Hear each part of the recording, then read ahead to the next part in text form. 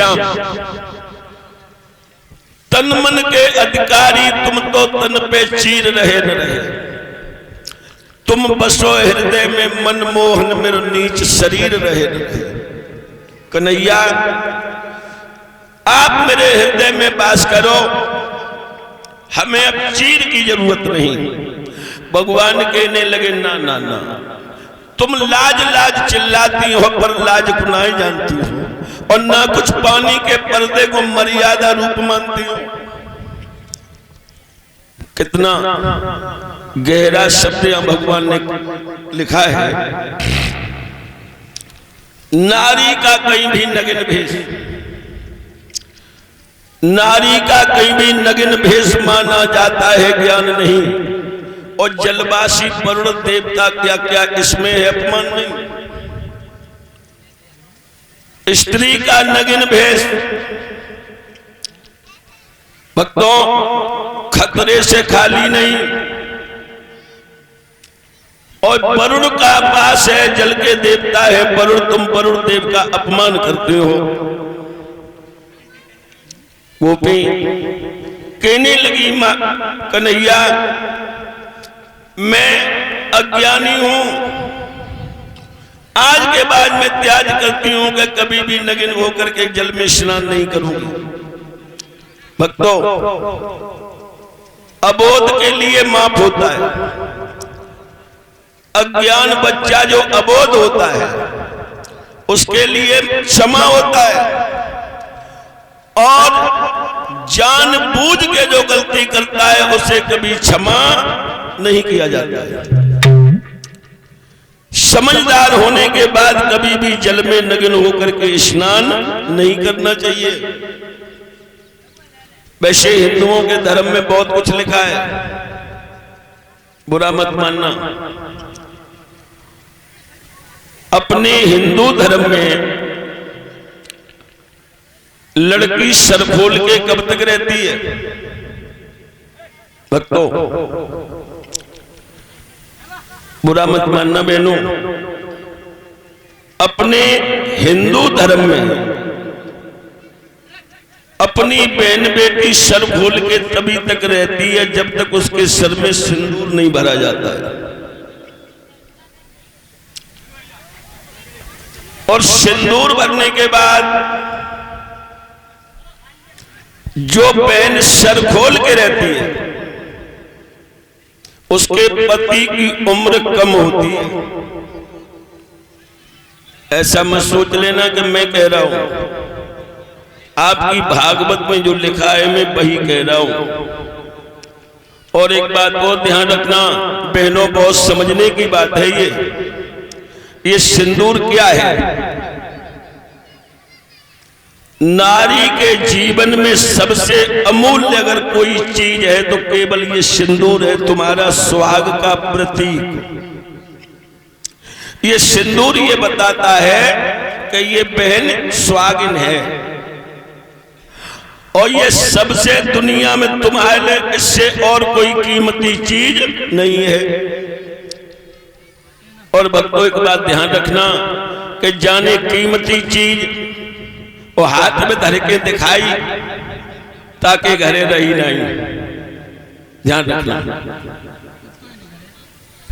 जो जीवन में कीमती वस्तु होती है उसे छुपा के रखा जाता है। तो कभी भी सिंदूर भरने के बाद सर खोल के नहीं रहना चाहिए। वैसे धन्य अब तो पर्दा के नाम पर तो बिल्कुल ही लीपा कर दिया गया है। पहले की माताएं मैंने देखा था, आज भी हैं, जो बड़ी बूढ़ी माताएं हैं, अगर उनके जेठ को लड़का सामने खड़ो हुए तो बेचारी पूरो मौन आए खोलती है। देखा होगा आपने।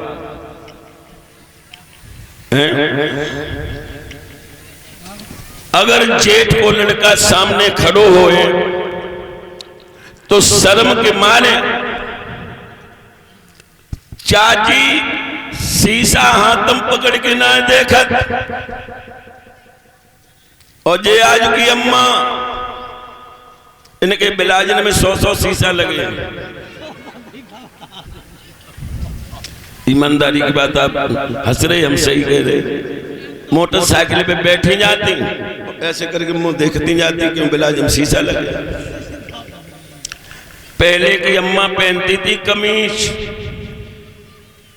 मेरी माता जी तो बहुत छोटे हम थे तब खत्म हुई थी, लेकिन कमीज आज भी रखी है। और फिर पहने गए सलूका, ताकि बाद आए बेलाज, नाम भी बहुत अच्छा है कि बेलाज।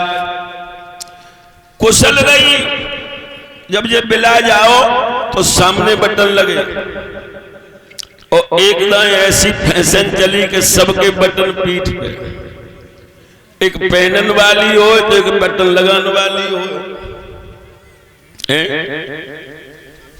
तुम हंस रहे हो, बिल्कुल सही कह रहे हैं, तो मैंने देखा, मैं बता रहा हूं।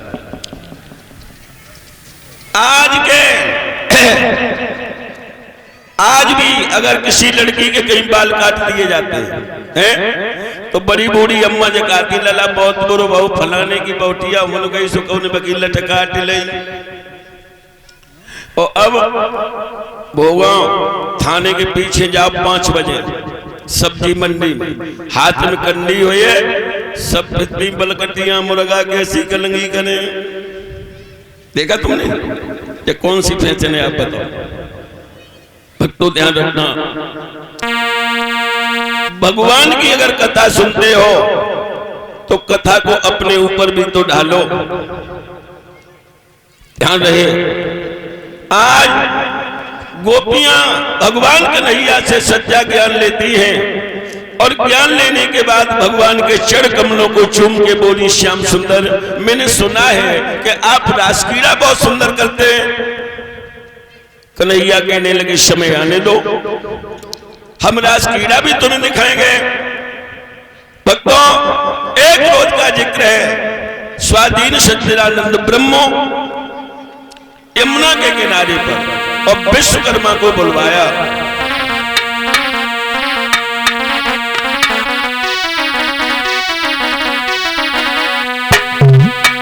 जगमग जगमग हो रही जहां, और पिछड़े गिलम बिछोना, और एक चेक मलूक अड़े बाहूर पर लगे।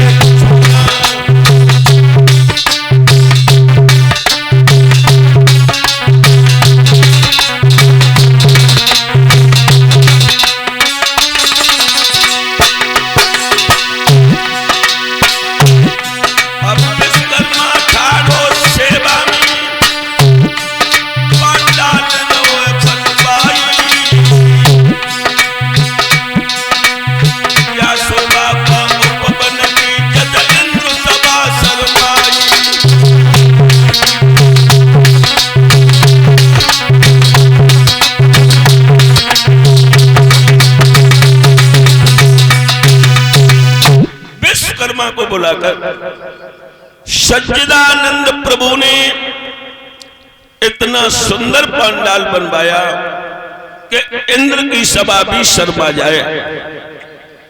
ये 100 रुपए का पुरस्कार सुदेश कुमार कश्यप जो गुरदासपुर के रहने वाले हैं, और